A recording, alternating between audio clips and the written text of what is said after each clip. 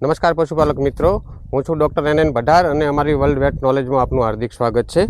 આજે અમે એક એવો કેસ તમને બતાવવા જઈ રહ્યા છીએ કે ફિલ્ડની અંદર ક્યારેક જ કોઈ ખેડૂત મિત્ર અથવા પશુપાલક મિત્રને ત્યાં બનતો હોય છે।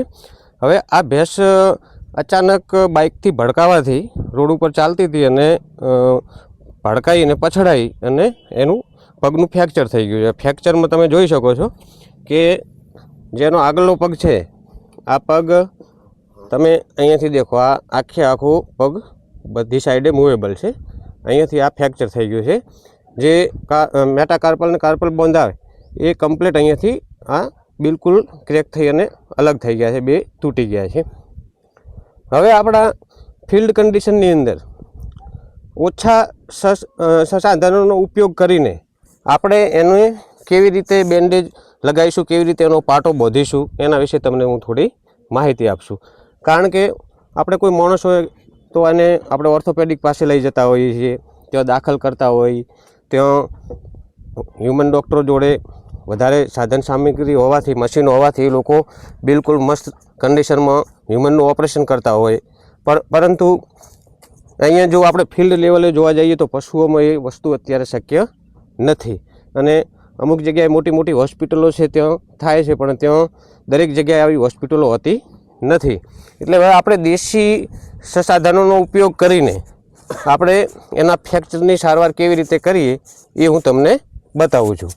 હવે આનું જે પગનું ફ્રેક્ચર છે એને આપણે એક એન્ટીસેપ્ટિક લોશન લગાવ્યું છે અને આ એન્ટીસેપ્ટિક ઓઇન્ટમેન્ટ લગાવીશું, જેથી કરીને અંદર કોઈ બેક્ટેરિયલ ઇન્ફેક્શન ડેવલપ થાય નહીં। અને આપણે એને કેવી રીતે પાટો દેશી પદ્ધતિથી બાંધીએ અને કોઈ પશુપાલક મિત્રો અથવા ખેડૂત મિત્રોને આવો કોઈ કેસ ઘરે બન્યો હોય, કોઈ ફ્રેક્ચર થયું હોય, તો જરા આ વિડીયો જોઈને તમે જાતે પણ આ દેશી પદ્ધતિનો ઉપયોગ કરી અને એનો પાટો તમે વ્યવસ્થિત બાંધી શકો છો। હવે આ પાટો આપણે કેટલા ટાઈમ રાખવો અને એને ક્યારે બીજો પાટો બદલવો એના વિશે હું તમને કહું। હવે આ પાટો આપણે બાંધીશું। આ પાટો કમ્પ્લીટ 1 મહિનોથી 1.25 મહિનો સુધી રાખવાનો, 1 મહિનોથી 1.25 મહિનો સુધી રાખવાનો। પહેલાં આપણે એને કોટનથી એને કવર કરીશું, આખો જે ફ્રેક્ચરવાળો પાર્ટ છે એ કોટનથી એને કવર કરીશું। કારણ કે દરેક પશુનું વજન અને ખાસ કરીને બફેલોનું વજન 400, 500, 600 કિલો હોતું હોય છે।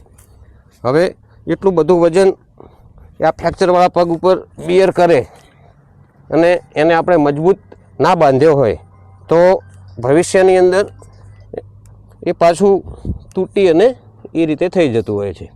હવે આપણે અંદર એન્ટીસેપ્ટિક ક્રીમને એ બધું, એન્ટી ઇન્ફ્લામેટરી ક્રીમને એ બધું મિક્સ કરી એનો લેપ મારી અને આપણે આ કોટન રાખ્યું છે।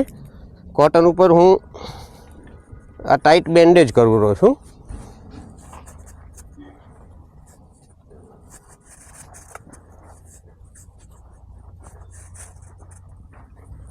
આ 1 થી 1.5 મહિના સુધી એનું હાડકાનું હિલિંગ બહુ સરસ આવી જશે અને એના પછી આપણે જ્યારે આનો મજબૂત પાટો બદલીશું તો એના પછી આપણે સાદી ચિપ્સ અંદર રાખી વાંસની અને આપણે એને સાદું પ્લાસ્ટર કરીશું અને એ પ્લાસ્ટર આપણે 20 દિવસ 25 દિવસ રાખીશું।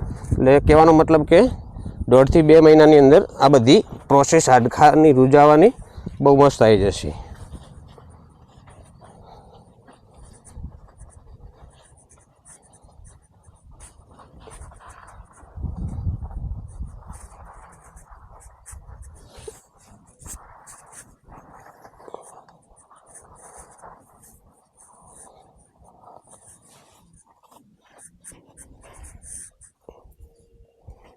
આ આપણે એના ઉપર બેન્ડેજ બાંધી છે, એની એક્ઝેક્ટ પોઝિશન કે જે એની નોર્મલ પોઝિશન પગની કેવી રહે એ રીતે આપણે પકડી રાખવાનો છે। આ રીતે પકડી રાખો, બાજુ નમે નહીં, બસ। હવે મેં આ વાંસના એના પગનું માપ લઈ અને 4 બહુ મજબૂત કઠણ વાંસમાંથી 4 આ ચિપ્સ તૈયાર કર્યા છે। એ આપણે કેવી રીતે બાંધીશું એ એક આની અંદર નાનો છે અને 3 સરખી સાઈઝના છે. નાનો કઈ સાઈડે આવશે અને 3 સરખી સાઈડના કઈ સાઈડે આવશે એ હું તમને બતાવું.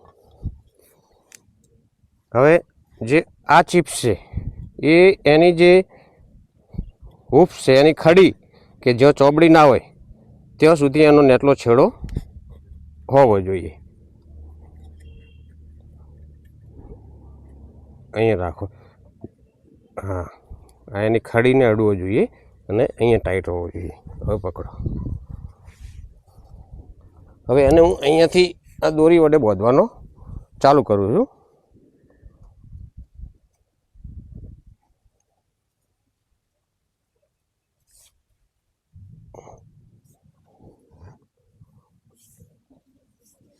આ એની જે ખડી છે એનું ખાસ આપણે ધ્યાન રાખવાનું.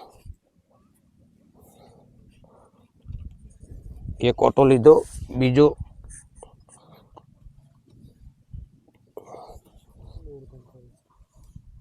થોડું ટાઈટ કરી દેવાનું. હવે આ દોરી આપણે એને 2 ઓટા લીધા.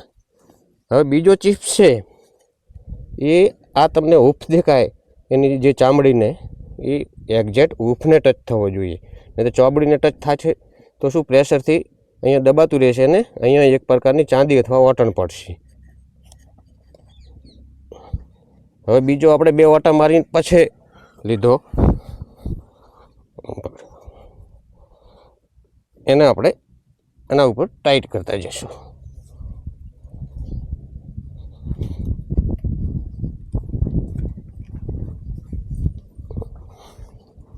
આ 2 ઓટા આપણે મારી દીધા. હવે જે ત્રીજો છે એ નાનો ટુકડો છે. એ નાનો ટુકડો આપણે એને અહીંયા લગાવીશું. અહીંયા લગાવવાનું કારણ કે જ્યારે એને પગ વાળવો હોય અહીંયાથી જોઈન્ટમાંથી તો આ સાઈડ બિલકુલ આરામથી પગ વાળી શકે. આવી રીતે ખેંચી રાખજો. પકડી દો.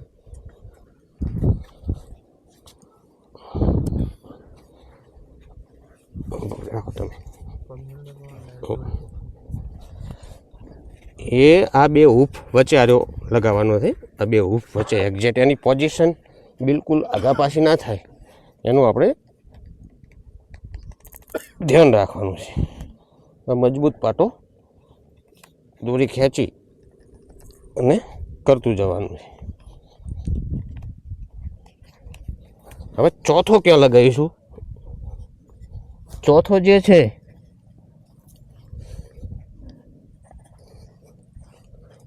આ રીતે નીચે જે આ હૂફ ઉપર જ આવવો જોઈએ એનો છેડો, અને એ રીતે આપણે ચોથો લગાવીશું.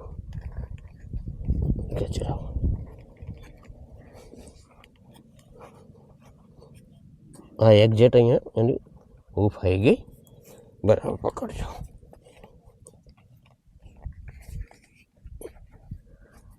આ 2 ઓટા મારવાનું કારણ કે આ જે છે ને એ આગા પાછી ના થઈ કે 2 ઓટા નીચે લીધા એના ઉપર મૂકી, 2 ઓટા બીજા લીધા બીજી મૂકી, 2 ઓટા બીજા લીધા ત્રીજી મૂકી.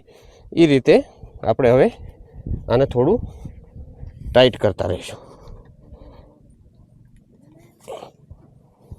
તમે આ પગમાં રાખજો.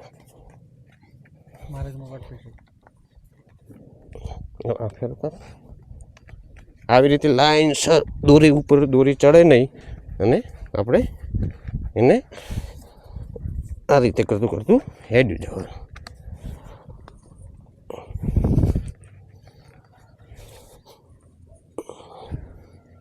એટલે આ જે જગ્યા રહેશે તો વચ્ચે થોડી આ અહીંયા પોચું રહેશે તો બ્લડ સર્ક્યુલેશન માટે બી આ જગ્યા કામ કરશે. નીચે ચારો તરફથી બ્લડ સર્ક્યુલેશન માટે કામ કરશે.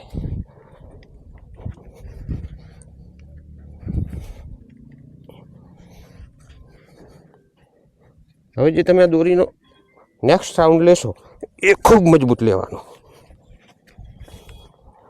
આવા લગભગ મેં મારા ફિલ્ડની અંદર 20 થી 21 વર્ષની અંદર આવા પાટા હજારોની સંખ્યામાં આવા પાટા બાંધ્યા હશે, અને એમાં લગભગ આજ સુધી કોઈ અનસક્સેસ ગયો નથી.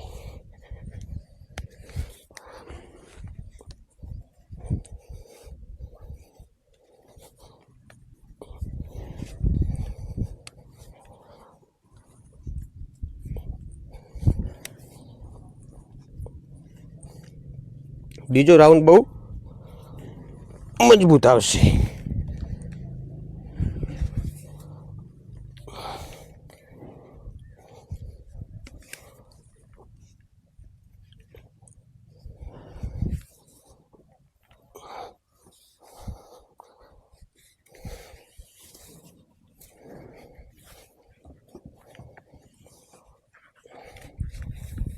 હવે જે આ દોરી છે એને તમે આ રીતે કરી અને એને વ્યવસ્થિત નોટ મારી દેવાની. આ રીતે નોટ મારી દેવાની.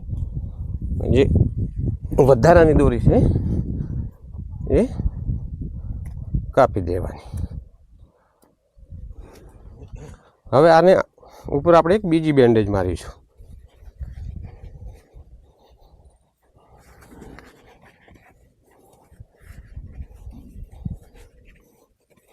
જેથી કરીને લાકડાની પોઝિશન બી આગા પાછી ના થાય અને દોરી બી આગા પાછી ના થાય અને બેન્ડેજ પાટો વધારે મજબૂત બને.